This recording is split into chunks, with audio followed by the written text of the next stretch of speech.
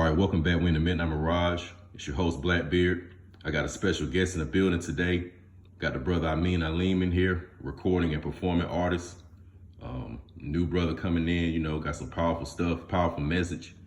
And his career is unfolding. So what we want to do is give him an introduction, let the people know who he is, so the supporters can see that you got new music coming out and good content, and you want to uplift the people and give a healthy message. So first thing you want to do is, let the brother introduce himself. So real quick, man, just tell us your name, man, and where you from. Shit, Ameen Alim, but back in the day, they used to call me Clip or whatever. Cause like growing up and shit, you be with your squad or whatever, and then you gotta come up with a rap name, cause that's your character you put on the track and shit like that. So, I got a little older or whatever the case may be, had fucked around and went to chain gang. And so when you got to be a Muslim or whatever, the community, they watch you and see how you act, and they give you an attribute based on your character. So the brothers were like, well, we call him Ameen, trustworthy. And then I got deeper into the deen, was writing, studying more, Jumar after Jumar, cook bar after cook bar. This where you learn it, this where you get your knowledge at. And I was fortunate enough to be around a good community that made Islam interesting and made sense and was able to break it down to me. So I got into it, and it just opened my mind up about finding more knowledge or whatever the case may be. So I lean from, the scholar, Islamic scholar, because I like to read it, do a lot of research on it, and learn different aspects. Because Islam is beautiful though. Best decision I made, and of course it give you a worldwide type of network or whatever. So that's how I got my name. All right. It's pretty good. It's very interesting. So where are you from? What state are you from? What city are you from? Where did you grow up? Oh shit, I'm from Atlanta, Georgia, Grady, baby.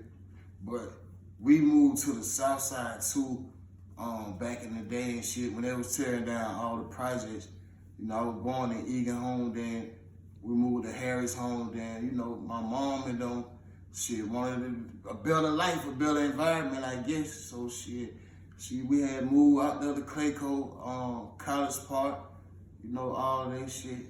East side a little bit of Boulder Crest, by Sun Valley, all that shit. My cousin them stayed over there. So really I grew up around everywhere. Riverdale, you know what I mean? Nigga were doing all that thugging out there and shit. Ashby, that's right over there by like West End area. Ashby, MLK, shit like that. That's where I'm from. Yeah, exactly. Yeah, the West End is, traditionally a big Islamic community. Yeah, that's a big Islam community. It like, man, bust some ox shit going on over there. Cause you gotta know, Jabril Al-Amin, well, I believe came out here with the Black Panther. He was an E-man, knowledged up brother. And a lot of his breed, we basically like a lot of his breed from over that way in the West End. Cause them boys had structure, You be seeing a lot of Nation of Islam over there too though, but you gonna see majority Sunni, Salafia, Salaf, stuff like Orthodox that. Islamic brothers. Yeah. Exactly. See it all flavors. Exactly. So what, so you grew up all around Atlanta, man, South Side, West Side, East Side. What are some fun or, favorite childhood memories you could have just growing up in the city? Little funny shit, like in particular, like funny shit, getting in trouble shit. We was doing a lot of hot shit. Running the mall, get whatever pair of shoes we want, put that shit on and walk out the door. Smooth with it, running out, cell phones and shit, clothes, snatch and grab, doing all that wild shit growing up. Stuff like that, man. Right. Know how that go. Your homeboys fighting each other and shit like that. Roasting each other, arguing and shit. Right. You know how they go. So what are some of your favorite places to eat at in Atlanta? What type of food and stuff you like? Oh shit, Busy Bees. You got Edgewood Pizzeria. What else you got? Of course, Waffle House, IHOP, spots like that. Any nice Jamaican spot, Mangoes down there by the Royal Peacock, downtown, what else be good? Yeah, that's about it. Mr. Everything, can't forget Mr. Everything, A lot of little wing spots, how we do. Right. What else? I said Busy B, what else be busting? What else? Big Daddy Dish, go get some real Southern food. Right. So tell us a little bit about, your household, your parents, your siblings, uncles, aunts, tell us a little bit about the family, how culture you come from in your household. My family was kind of small on my mama's side or whatever. We just ain't fuck with a lot of our family like that. We'll be a family, every other blue moon, see each other with, like family reunions and stuff like that, but we wasn't as close as the average motherfuckers out here with a big family. So basically, it was just me, my grandma, my uncle, my two sisters, my dad, in the household growing up and stuff like that. Right. So, you popping off your music career, you got some big stuff going on, a lot of ambition, a lot of drive. When did your love for music begin and what age? Man, I was real young because my uncle used to have me listening to Soulja Slim, Tupac, all the gangster shit growing up. And then, being like over there from the west side, that's all you really see. It's nigga living like Hot Boy, like Turk, BG, Soulja Slim and shit like that. So I started liking the music. So I just started rapping and shit. Oh, in the church on Campbellton, when I was younger, you had some people, some little young niggas at the church, they used to rap and perform at churches and stuff like that. So I think love for passion and music just came naturally. Right. Stuff like that. So, you being from Atlanta, the west side, the Bluff, a lot of it's connected. You had the brother Rollo coming out of Atlanta, on his dean, putting down a lot of Islamic principles. And right now, he's locked up and stuff like that. We want to keep his name alive. So what do you see in your career on how you can tie Islam with the streets and how you can help a lot of young guys, get a form of spirituality and get their head on the right path and, so they can reach their higher self, almost like how the Prophet Muhammad has Isma Miraj or that spiritual experience. And, just like how you went from Clip to Ameen. So what kind of information would you give to the brothers on, how Islam can help them reform themselves mentally? Man, like Islam been like a way of life for years and stuff. Even in Atlanta in the West End, everybody just, wasn't like Muslim back then, but eventually now that's what's going on now. You know what I mean? It's like a lot of people branched off. Like the ops branched off and gave people they shahada from all over the city now. And see, Rollo, he came out, Lil Bro came out like perfect. You feel what I'm saying? Superstar, big money and shit. And so goddamn, you had the Found Goon, Found America. You had a lot of us coming out of chain gang like with the knowledge and showing them what the deen really about for the stuff we learned by practicing it. So when he came out with the Ferraris, being on the radio doing shows, like you got a lot of, cause rappers gonna influence motherfuckers and shit. So and a lot of people that was already on the street, they start taking their shahada, whatever the case may be, and being up on us, cause we showing them like the deen, like the different aspects of it from what we learned. And so that was like nice that Allah used him, even though, music is music and stuff. But when we was in Pakistan or whatever the case may be, we really was praying and, we was really a community over there. Ain't nobody gonna be perfect. You still got some brothers thugging, still trying to get this check, right? You got all type of varieties. But that was a good step that he was able to lead a lot of people to the deen. You feel what I'm saying? Exactly. And so Allah used him as a great tool. Exactly. So for those out there that may not be from Atlanta, tell the people, what is Pakistan in Atlanta? Man, Pakistan was next to the Masjid of Lucille Avenue, and that's where like the brother Jabril Ameen and a lot of brothers be at. It's so many masjids over there, spots you can go in, you can pray. You know, you got all Arab brothers, you got brothers from Africa, you know, everywhere over there. It's like so many mags, yeah, we just go in there. And Pakistan is a place Rollo had bought and built and named.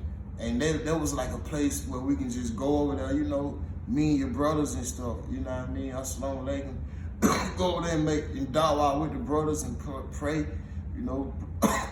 Rollo might have a show, you know, brothers go out of town with them, do a show and stuff like that. Real structure. Mm-hmm. Like that was a real structure. Exactly. I hate that they closed that shit. That really some fuck shit. Right. So, you know, when you look back on, you know, your upbringing and what you're doing with your music career and where you wanted to go, and just your maturation process as a man, what do you feel like your life purpose and life objective is when you look at all the skills and talent that God has blessed you with? What's one of your life objectives? What is one of your goals here as a man? Man, my goal as a man is, you know, to get all the way together to my spirituality, no slacking, you know, no freestyle, you know, have my spirit right, you know, my family right, you know, so we can live a little luxury lifestyle, a great lifestyle, you know. But I'm trying to have it both balanced out. I'm trying to have the luxury lifestyle, and I'm trying to have my spirit luxury too. My spirit more fed, you know, more positivity with it, like great energy and shit like that. Mm-hmm. Watching what I eat, my health wise, and you know, not partying, getting high, geeked up all the time and stuff like that. Just enjoy life naturally, you know. That's one of my objectives. Oh, and to send a message, because a lot of young niggas need guidance, you know. A lot of young people need guidance, you know, and I know the Deen Islam is one of the best guidance. Because that was my next question. You know, a lot of the viewers and people that may see your content and people that listen to your music, what do you want your listeners and supporters to gain from your music?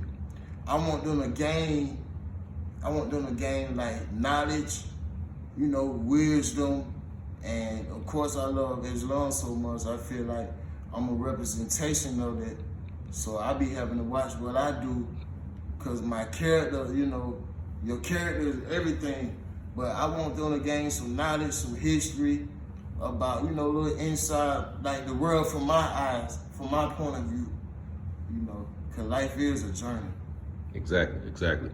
So, you know, now we want to kind of give a definition. For those out there that don't know, give us a definition of what taking your shahada means for the people. Oh, taking your shahada is when, you know, you decide you want to become Muslim, and you go, you know, you bear witness that there's no deity worthy of worship except for Allah. And Allah means the God, you know, the A-L, the La, you know, God. And you want to know that we believe that the Rasulullah, Prophet Muhammad, Sallallahu Alaihi Wasallam, that he's like one of the last messengers who had the true message, you know, the overall true, no cut on it, no nothing, that he was the last messenger. Right. And so once you take your shahada over there, you know, you'll make wudu, you'll make gusha, stencher, and you know, then you're Muslim now. Right. You start practicing. Right. So the next thing I want you to do is give us a definition of the deen and some of the challenges of staying on your deen.